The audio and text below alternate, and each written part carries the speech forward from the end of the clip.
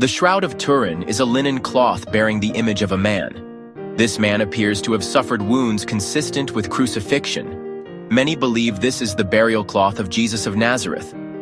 The shroud has been a subject of intense debate for centuries.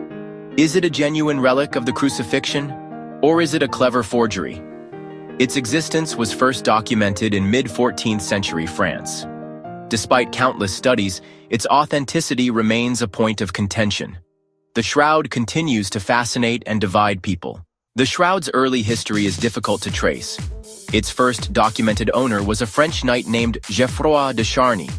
In the 1350s, de Charny displayed the shroud in a church he built in Lille, France. This marked its entry into recorded history. However, how de Charny acquired the shroud remains unknown. Some accounts link the shroud to earlier periods. These accounts, however, are often fragmented and unreliable. One theory suggests it was once kept in Constantinople. Another claims it was brought back from the Holy Land by Crusaders. The shroud is a rectangular linen cloth, approximately 14 feet long and 3.5 feet wide.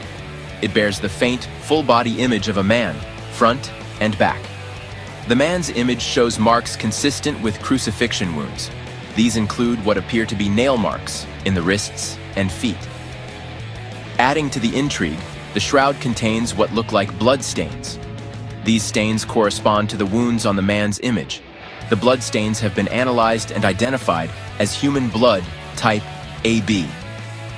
How this image was created is still a mystery. The Shroud of Turin has always been an object of both veneration and skepticism. When it first surfaced, the Catholic Church approached it with caution. Some church officials questioned its authenticity.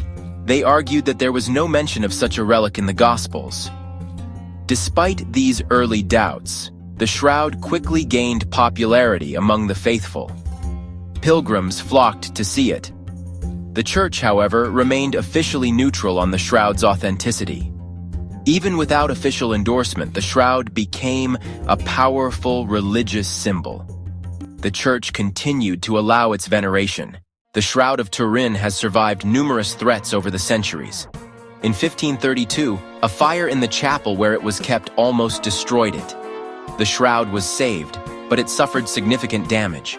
Water used to extinguish the fire left permanent marks. A molten silver reliquary also dropped on the shroud, creating burn holes. Following the fire, the shroud was moved to Turin, Italy, for safekeeping. It has remained there ever since, housed in the Cathedral of St. John the Baptist. During World War II, the shroud was hidden in an abbey to protect it from bombing raids. The shroud's survival through fires, wars, and attempted thefts is remarkable. In the 20th century, science entered the debate surrounding the shroud. In 1978, a team of scientists conducted the Shroud of Turin Research Project, or STURP. They performed a battery of tests on the shroud, including microscopic analysis, chemical analysis, and radiocarbon dating. The radiocarbon dating results, published in 1988, created a stir. The tests dated the shroud to between 1260 and 1390 AD. This contradicted the timeline of Jesus' death. Some argued that the samples tested were contaminated. Others claimed the dating methods were flawed. Despite the controversy, the STURP research provided valuable insights. Scientists confirmed that the bloodstains on the shroud are real human blood. Today, the Shroud of Turin remains one of the most controversial relics in the world. The Catholic Church has never definitively declared it authentic. However, it allows its veneration as an object of devotion. Millions of people believe it to be the burial cloth of Jesus. They see it as a powerful symbol of his suffering and resurrection. Skeptics continue to question the shroud's authenticity. They point to the lack of historical evidence before the 14th century. The debate surrounding the Shroud of Turin is unlikely to be resolved anytime soon. Its power lies in its ability to inspire faith, provoke debate, and remind us of the enduring mystery at the heart of Christianity.